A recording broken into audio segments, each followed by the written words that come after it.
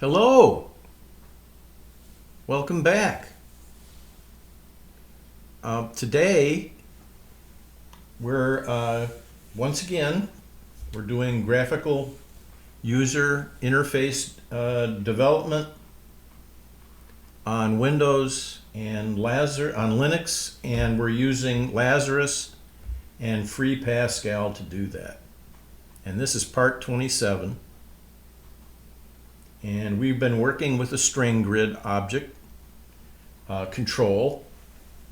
And today I thought I would do a little something different. We're going to generate that code to do birth date validation. I had mentioned that, I think, in the last, the part 26 episode. And so today we're going to concentrate on doing that. So I decided to do it. It's a drudge. Writing date stuff can be a drudgery. So I decided, instead of slaving away for a day looking up all the functions, writing up an outline of how it's going to work and going through all that stuff and writing a pencil outline of it and then fleshing it in, it would probably take me the better part of an entire day to write that code. So I thought, let's try using an artificial intelligence and have it write the code. So that's what I did.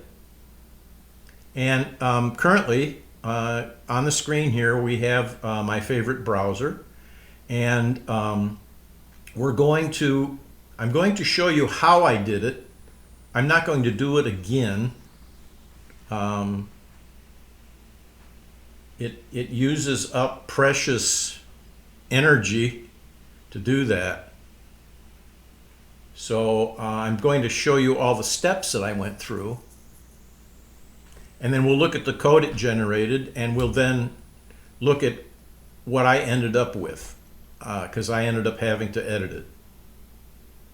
So here's the Gemini AI right here. I'm going to click on that, and that's located at https gemini.google.com/app, and it's greeting me, knows who I am, because I'm using my Google account. And so what I did was, here's the recent conversation I've had with Gemini. And it was to do Pascal code generation, obviously. So I'll click that. And let's go to the very top here. And this is how it started. I introduced, I said, well, hello, Gemini. Are you able to write free Pascal compliant source code? And here it's doing some thinking before it gives you the answer. If you're interested, you can look at this. The thinking process was, considering the current date, I will first search for information on free Pascal syntax and features to ensure any code I generate is compliant with its current version. I will also look for examples of free Pascal code to understand common practices and coding styles. Finally, I will use this gathered information to confirm whether I can write free Pascal compliant source code and inform you of my capabilities. So it comes back and then says, yes, I'm able to write free Pascal compliant source code. And then it goes into things which are unnecessary. It says, free Pascal is a mature open source Pascal compiler and blah, blah, blah, blah, blah, right? So then it says, what kind of free Pascal code are you interested in? For example, are you looking for, gives a list, For more details you provide about the more details you provide about your requirements, the better I can assist you in generating the specific free Pascal code you need. So then I respond with something I just kind of made up off the top of my head. And here's what I told it.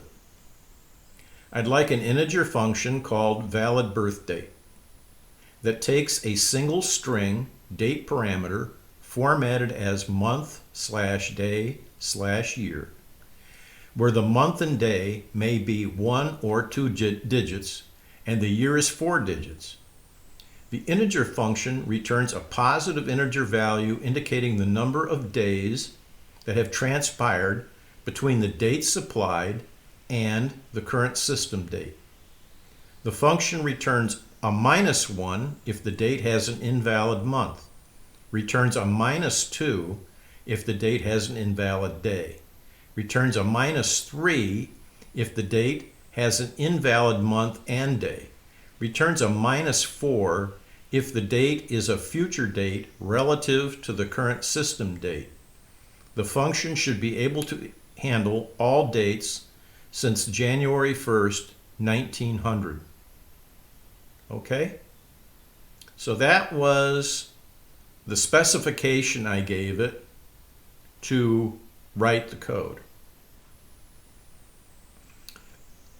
Now, if you want to see the thinking, I'll scroll through this and pause at spots so that you could read it. It's very long. When I told it to do this, I'm not kidding you. It took it over a minute. There was a lag for at least a minute, maybe 2. So it took quite a bit of processing for it to come up with this. But what it did in 1 or 2 minutes, it would have taken me the better part of a day to do. So here is its thinking process. I'm just going to scroll up. Now pause this if you want to read it. Then I'm going to scroll up again. Pause if you want to read it. This is long, by the way. This is quite long. Pause if you want to read it.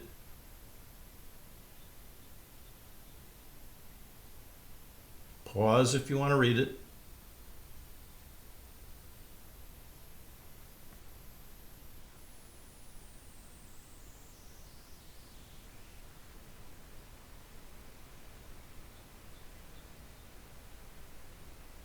Yep.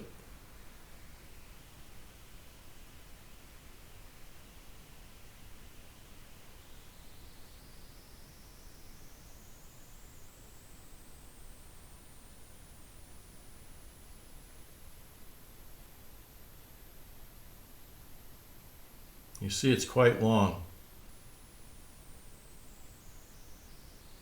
But this is its thought process that it went through before it wrote any code.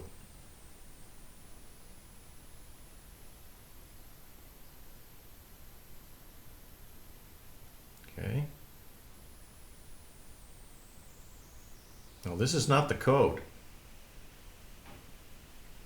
Not yet. This is part of its thinking process.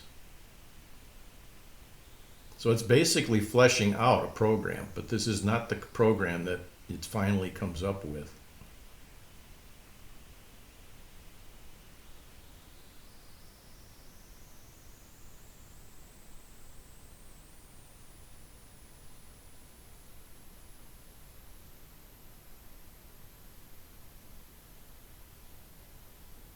And some of this runs off the right side of the screen, so sorry about that. We're going to see the full code that it generated in a little bit here. I've got that set up. You can see this is really quite lengthy.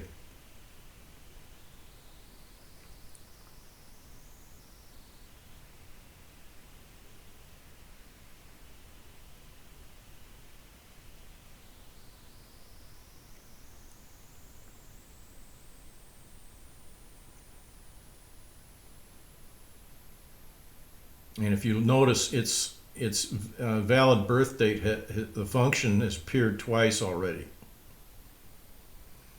So I don't know if it was revising it as it went or what during this thinking process. Excuse me.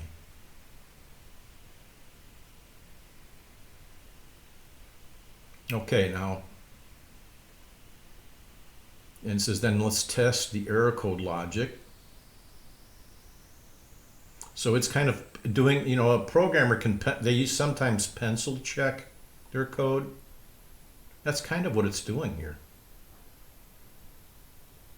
It's playing out the scenarios and it's kind of pencil checking its code. It's really strange how almost human-like this is. And I'd have to say, this is much more thorough than I'd be if I wrote it. You know me, I kind of bumble my way through code. Oops, too fast. You see how long this is? That's why I say it took it a while. It had a, it not only generated all this text, but I mean, it had to think this through. It's quite amazing, really. And like I say, this would have taken me maybe 2 days. It might have taken me 2 days to get this figured out, keyed in, and tested. And instead, I was able to do this within 2 hours. Okay. Now this is the actual code that it generated here. So what you do is you come over here with your mouse. Once it's generated the code you want, okay, and it's quite long, right? I'm going to scroll down through it. And at the end here, it wrote a comment, and the comment is basically a test unit. If you copied this code into the main program, you could then use this to test the functionality of the function and make sure that it works properly. I think that's incredible. Anyway, let's scroll back to the top of the code here. So what you would do next is you click on this. Now when you do that, it takes all of this code in here and it copies it onto your clipboard. Then what you can do is you can close this, right? And then you can bring up a source code editor. Now I'm on Linux, so I used the gedit editor, which is a text editor, and I just copied it into the text editor. And here's the text editor, the gedit text editor, and I just named the file in this editor Gemini generated code.pass. That's what I called it. So the next thing I did, remember the code is still on the clipboard. So this is the source editor for Lazarus. Okay, I'll slide it over here. This should look familiar, right? So what I did was I went up here to the file and I said I want a new unit. And when I clicked that, okay, I got a new tab, and in it said Unit 2. And then what I did is I just plunked the cursor in here and did a shift insert. I did a shift insert. And what that did was it copied all of this code into here. Then the next thing I did was I went back to the Gemini was still running. I hadn't closed the Brave browser yet, and I still had it. And I copied the text of the specification that I gave it, and I copied that in here so that I had a description of the specification that I had given it. And I also inserted up here, the following request was made to Gemini chatbot after asking it if it could write a function in free Pascal compliant code. Note, Gemini labeled the code that it produced as Delphi, which is what it did. Excuse me. So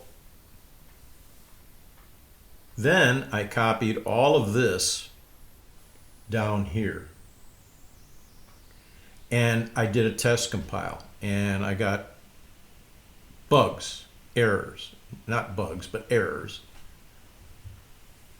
And those errors are basically my fault. Because when I specified generating the Pascal code, the unit code, I didn't tell it to write an independent unit with the functions in it. I just told it to write code for valid birth date. So that's what it did. So it didn't generate this unit birth date thing. I had to put that in. It started off with a uses clause. And if you were going to use it the way it did it, you would take these uses units and you would add them to the units of the program code that you were working on, which in this case would be unit 1, right? Because unit 1 is the unit that defines this, our string grid demo. And so you would just include this code in this unit. You would add, let's go back to the code. You would add these units that would be used in this list right here. Now this already, this already has sysutils in it. So all you would add would be date utils and string utils, stir utils. You would add that in here. Okay? But I didn't really want that, and so I goofed up. So I had to then take and add unit birth date here. And when I saved this code, it asked me, well, it said, well, you put unit birth date in. Do you want me to save it as birth date? And I said yes. And when I did that, it then included birth date here in the main project. And I think I had to put it into the unit 1, as I recall. Well, if you do this, you'll find out. You tell me. Okay, anyway, so I put these long comments in. Then the next thing I ran up against was you need to put the word interface in before the uses clause. So it didn't do that. Now I think that's a problem, that it didn't do it quite right. So then to make the function valid birth date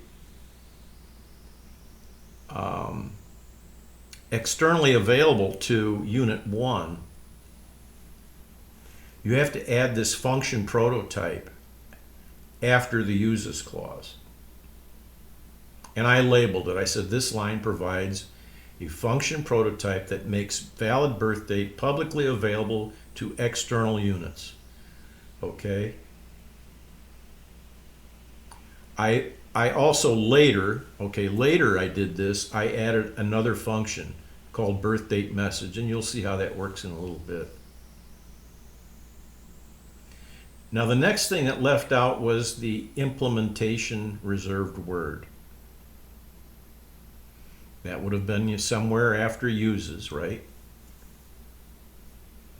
And it left that out. So I had to add that. It then wrote, this helper function which determines if a year is a leap year. And you pass it an integer. It's a word. I think that's a 16-bit. A 16-bit integer, binary integer. At any rate, you pass it the year, and it determines if it's a leap year or not. And it comes back true or false. True if it's a leap year, false if it's not. Well, if you look through all the rest of the code, it never uses that. So this helper function that it included is superfluous, it's unnecessary. So I deleted it. All right. Then now we start with the birth date function. Try to line these up here. So I left all this is correct. Variable is correct. Everything it generated here is correct, except there's a little problem. When I went to compile this, it did not understand what T-string dynamic array is. It's that's a type, and it didn't know that type. Well, I found out that type, you have to include types in the uses clause, and then it becomes defined. So it did not include that in its uses clause. There's no type in there. So that's another error or oversight. I guess you could call it an oversight, right?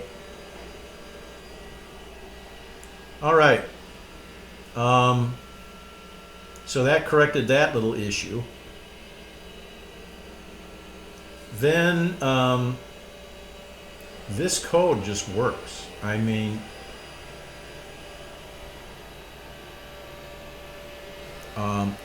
the next issue I ran up against was, you see this, it says divide the a date string into individual parts using the slash delimiter, right? And here it says parts. Now parts is that dynamic, that string dynamic array. So parts gets set equal to what's returned by split string. Well, when it generated the code, it said system.stirutils.splitstring. I got an error message. And I think it's because up here it had already defined sysutils. So you don't, once you define it up here, you don't need to specify that again. I think. I mean, this is a this is a complete like path to this function.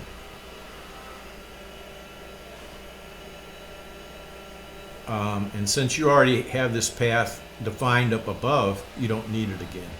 And I don't know why it got flagged as an error.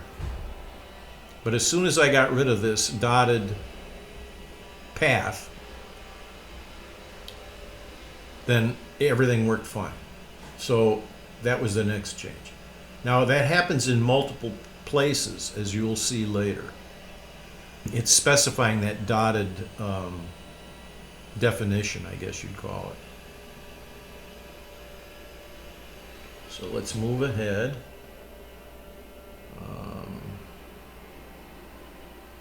It says if the length of parts is not equal to 3. So what happens is it dynamically creates the number of parts. Now each part contains the delimited string, strings that are separated by that slash. That's what it does. It takes the string, parses through it for the slashes, and then splits it up into individual parts. So the first part will be the month, the second part, the second element of the array will be the day, and the last part will be the year. Okay? So it comes through and says, well, if the number of parts is not 3, we got an invalid day. Now it generated a -3. It says format month, day, year implies 3 segments. If not, it's hard to specifically blame month, day per -1, 2, and 3 invalid month, day. So it says invalid month, day is the most fitting if forced to choose from the given codes. That's my fault. I should have said, if it's an invalid year, make it -6. I didn't do that. So it just picked one of the codes that I gave. It just picked 3, month, day. So I changed that to a -6. That's not its fault. That's my fault for not specifying it, all the cases that it could be properly. Now it takes the parts that got split out, and it actually sets string month, string day. That's what the little S is for string. So it says it sets the month, the day, and the year to the various parts. And I left that alone. That's fine. That's perfectly fine. I left its comments in and added some more. So the next thing is it generated validate the year format and range. Okay. And it's convert a string S year to an integer year. That's what this does. Now that returns, so it takes S year and converts it to the integer year. And if the conversion was properly done, it will come back year convert okay. So it returns a true or false. And it says if it's not okay, or the length of the string year is not 4, or the year that got converted is less than 1900, then in the original code it came back with a -2. I changed it to a -5 because I wanted a specific code for an invalid year, which is something I hadn't told it. Again, that's my fault for not specifying it properly. Now the next thing it does is it attempts to convert the string month to an integer. Does the same kind of procedure. It sets month convert okay equal to the Boolean value returned when it tries to convert string month to integer month.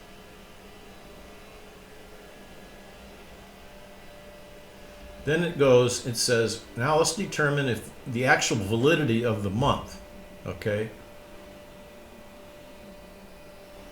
Is month actually invalid? Now, I did that.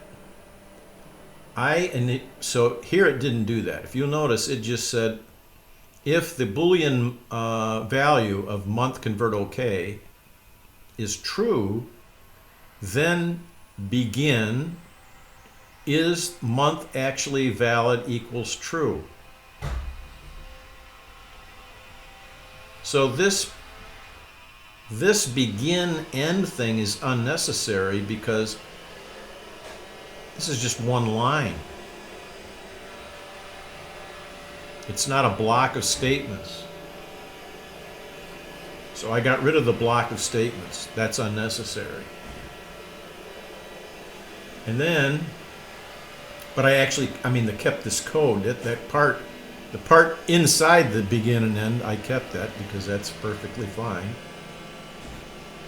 Except that in an else if, you do not need the terminating, you only need the terminating semicolon on the last statement at the end of the, at the end of the statement. So this if, else if is one statement actually. And it gets terminated at the very end with a semicolon. So I got rid of all the begin end things. Okay? And I initially set isMonth actually invalid to false up above. And he, when he generated the code, he did an else begin and sets it to false here if none of these conditions are met. So basically, I took all these lines and ended up with only 5 lines here. So I shortened it up. Now we're on to step 4. So step 4 is attempt to convert the string day to an integer day. It uses that same function to do that, and it gets a Boolean value, right?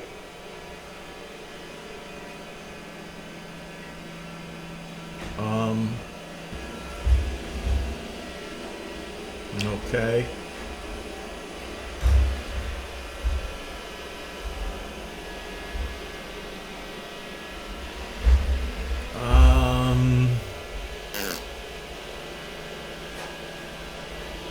I just put the begins and the ends. I put the begin at the end of the then instead of starting it on a new line. So that kind of compresses that code together. And then it says if this month is actually invalid, then begin. Again, I just move the begin to the end of that then line.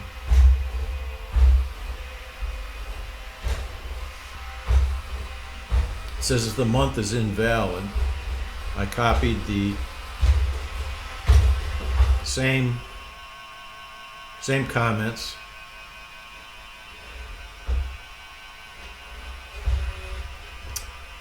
Then we go, if the day is less than 1 or greater than 31,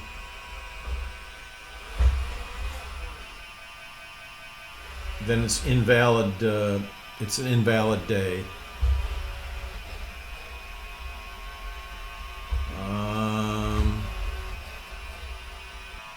I don't set the, see when, I think when is day actually valid is created, it's, Pascal defaults it to false. So I don't think you have to set it. Did I set it back here somewhere? Yes. I set it again. I set it to false back here at the very beginning. Instead of making it, I defaulted to that. And I don't need to have a else and then a statement here. Saves me one line, no else. Okay. Okay. So now we're moving on. And here we go. So that's back here. If the month is actually invalid, then that's this one, right? And these are the comments right here. And we do the day. It's done here. And then we have an else begin right here.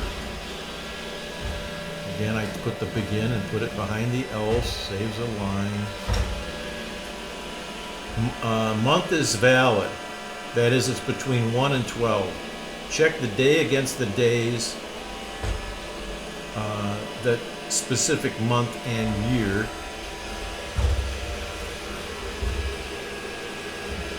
Again, I kept all that. I kept the comments, the try and accept thing, that's all kept. I didn't need system.date utils. It flagged an error on that.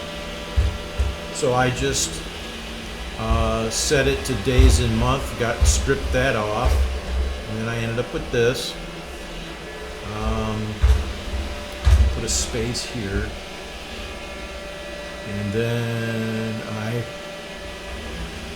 kept all this code.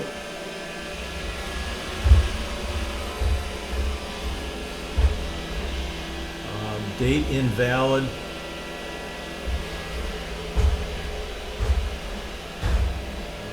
Date invalid was set false way back here.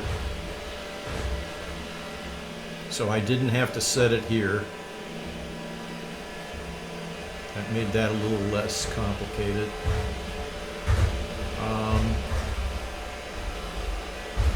Then we got the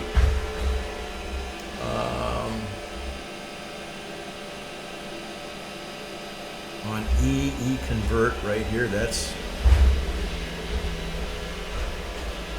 I kept that the same. I just wrapped the safety net thing onto its own line, right? I moved this safety net comment right after the begin. And I kept the code the same. Then you have the string of ends. I did renumber the steps. Why did I do that?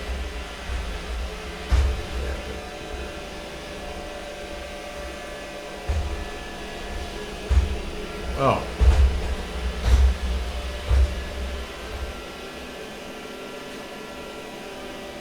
He skipped step, no, he didn't skip step 5.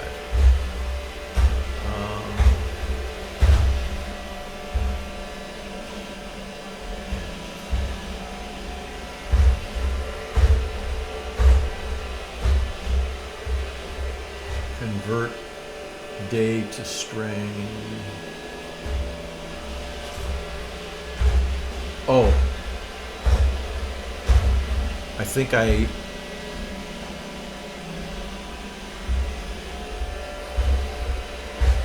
day convert okay.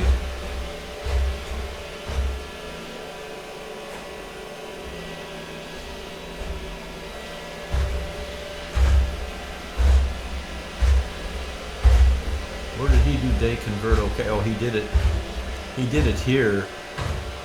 I made it a separate step. That's what I did. So I made step 3 4.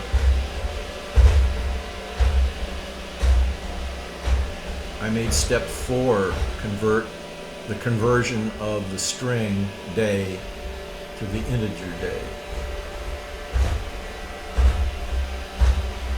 And 3 is determine the actual validity of the month.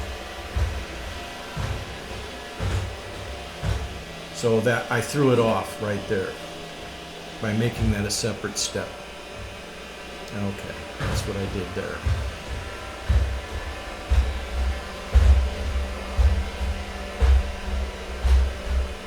So we got through all that, and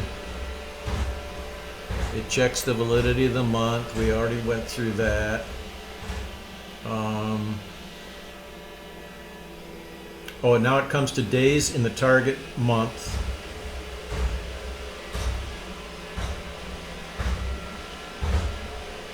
So it encodes year, month, and the first day.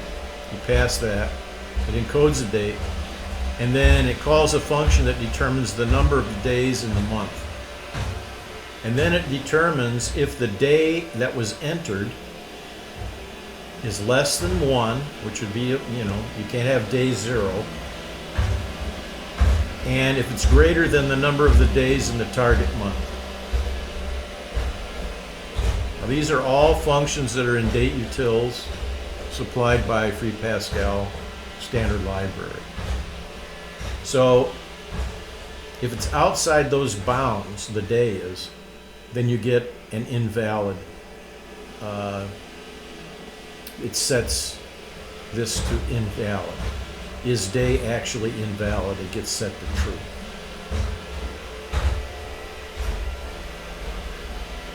And if this try of this fails,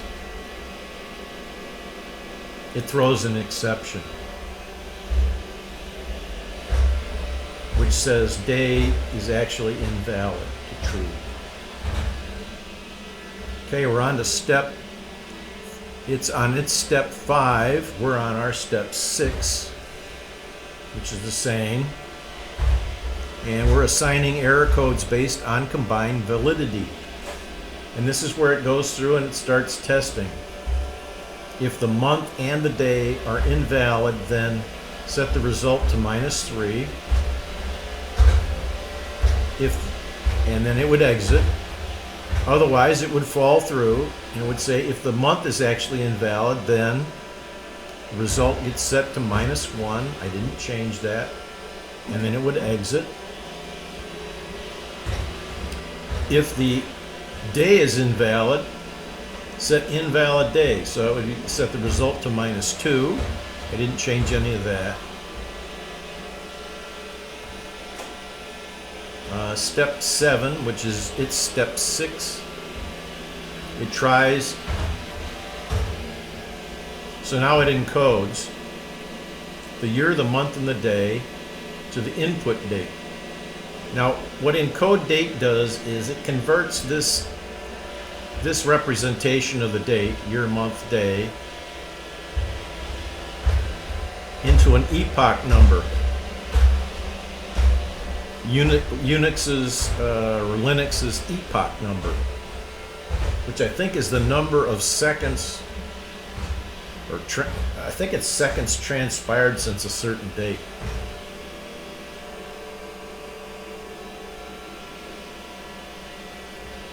So if that conversion was in error,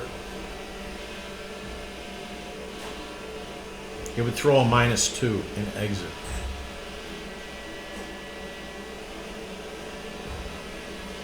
I should have changed that.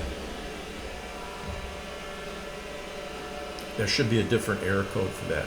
It's just taking the error codes that I gave it for a day. It's saying it's an invalid day. Okay.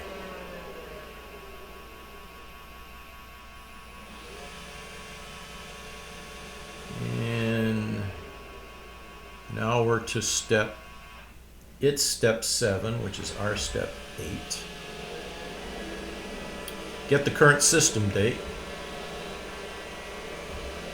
So current system date value gets set to truncated now. Truncate. So now is a date and time. Truncate converts a real, so this is a real number, it gets converted to a 64-bit integer.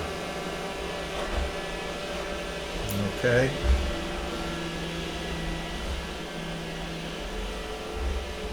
Now input date, I can say what that does. Yeah, it returns date and time. The type date and time. And system date is,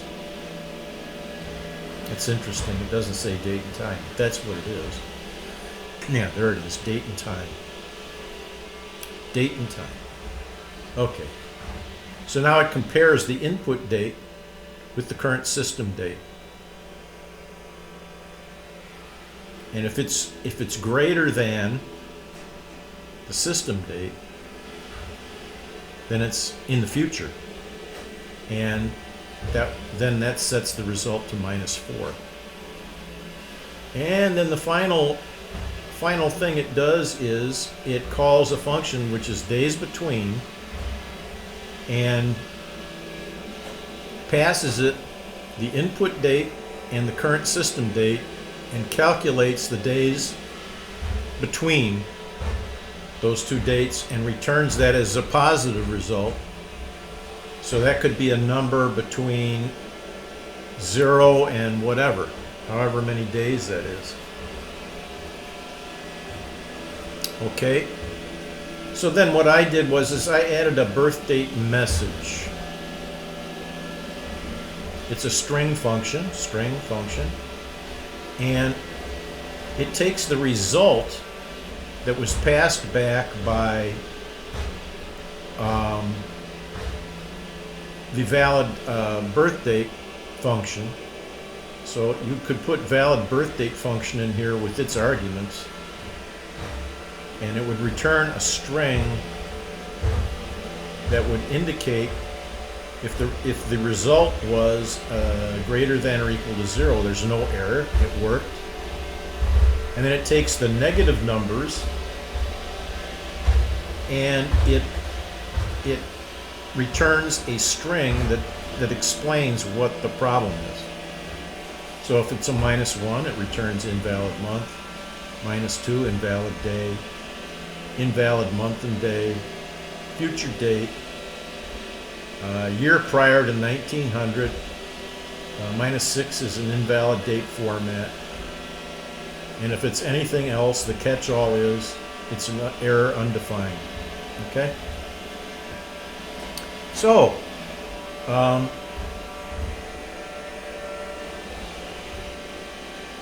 if you take my comments out,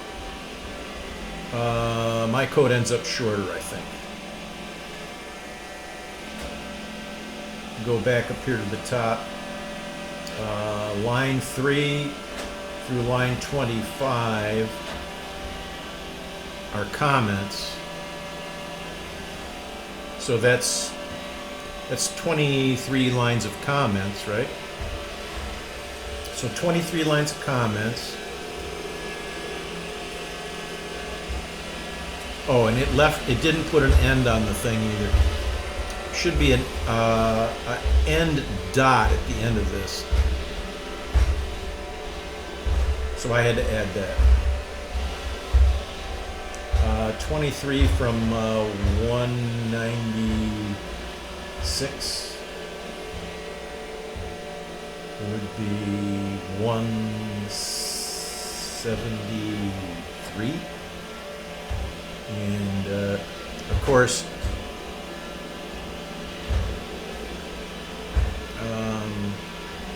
I had to make some corrections. I had to add lines, so we ended up pretty close,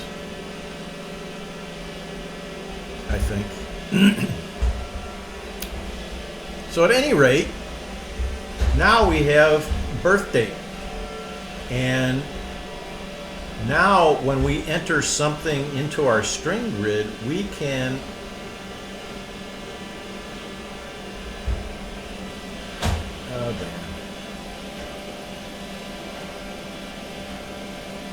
so when we enter something in here into this box, I changed that button that was here. Let me get rid of this. We don't need this editor here anymore, the G-editor thing. And we can now slide the source code back over where it normally is.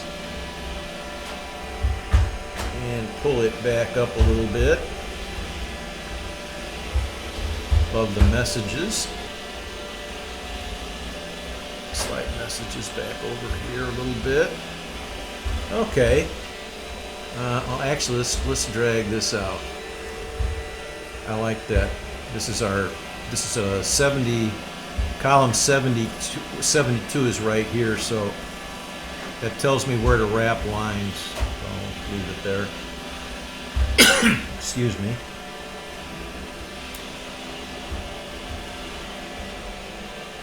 And I didn't want to close that tab. So let's bring that tab back up. There we go. All right.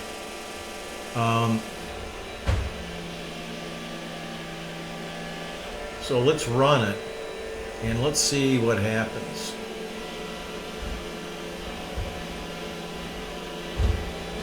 Okay. I changed this button to test birthday. So if I scroll over to here, let's put in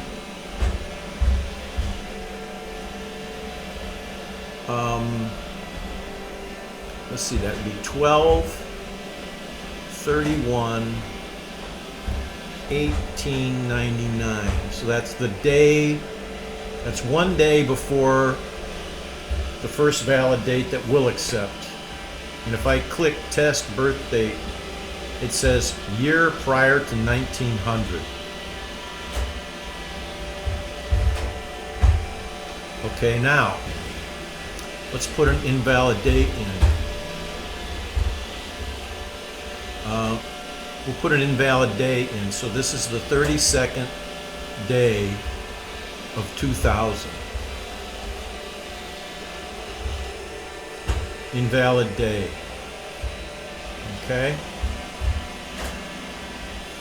Let's try 1/32/2026.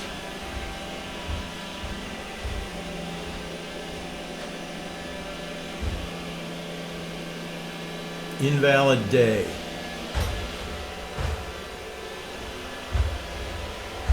Oh, okay. Let's make this a valid day. There we go. Future date. So in other words, it's a valid month and day, but it's in the future. Can't be it isn't a valid birthday because he's going to be born next year. So there you go. Let's put in an incorrect month.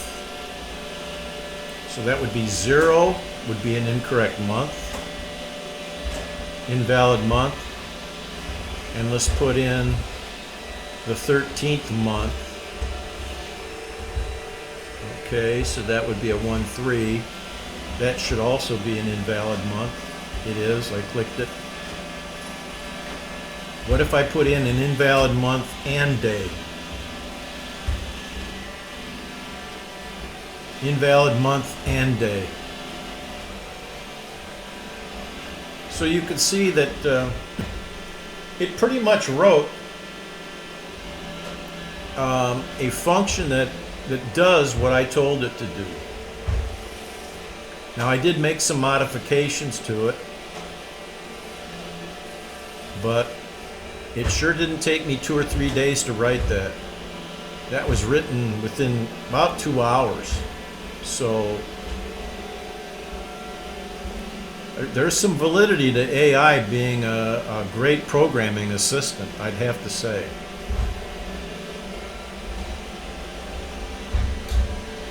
Now let's take a look at Unit 1 and the changes I made to it.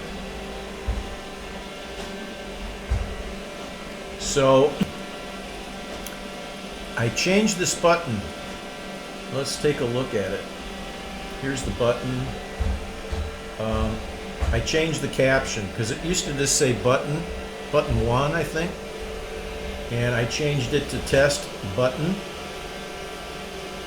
Well, test birthday. BD is birthday. And I changed the name of it also to BTN test BD. So that's the changes there. And then I added an event, of course. the button click event. And what that does is it sends, oh, I added a panel status. Let's go back. I added a status panel here. See, it says panel status. I put that in here to display the test button results. So that was another addition. So let's go back to test button, and this is the test birth date click, you know, the button. When it's clicked, the first thing it does is it clears the caption in that status panel. Then it validates the birth date. So it gets the result of valid, it takes, you know, it computes valid birth date on the string grid of cell 3-1. Column 3, row 1. All right, so it's only currently looking at just this cell. That's the only cell it's currently looking at, okay? So it determines if the result is greater than or equal to 0, then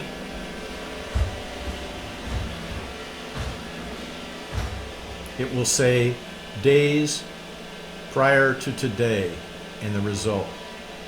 Okay? So if I put in, so let's run it again. Is it still running? I think it's still running. No, it's not.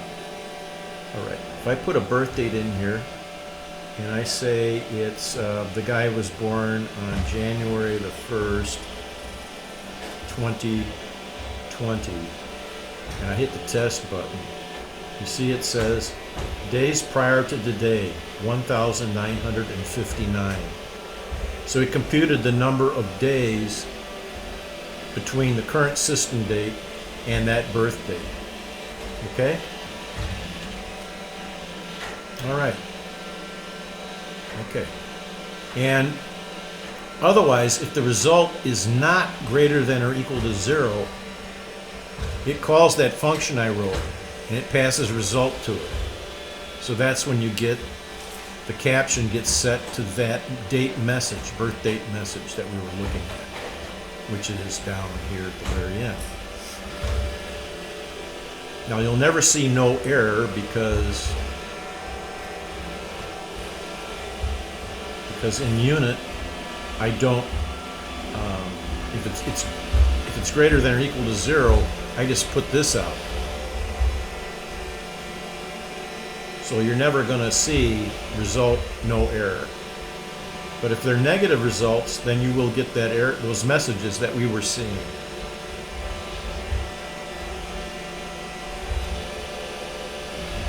Well, that's kind of it for today.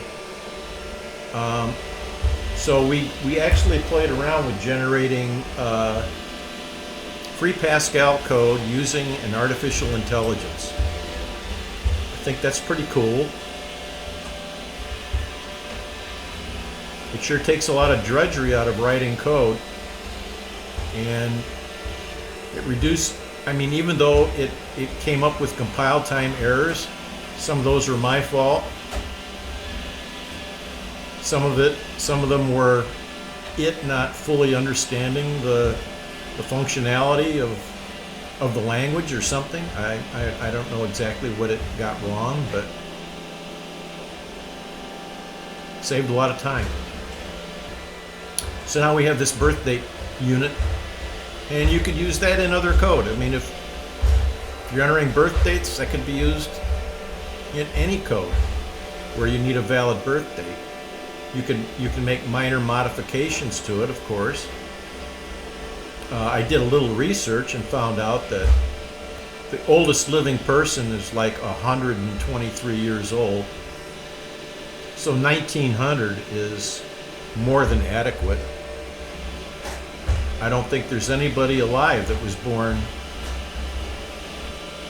before January 1st, 1900. And trust me, I checked several different ways to determine that. The oldest living person was this lady from France.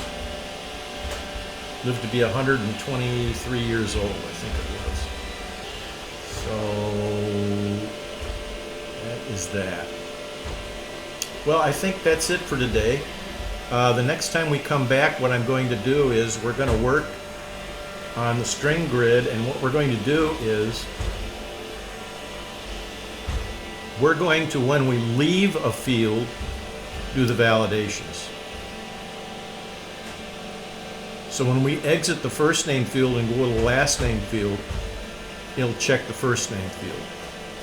And then when we exit the last name field and go to the birth date field, it will check that these were completed.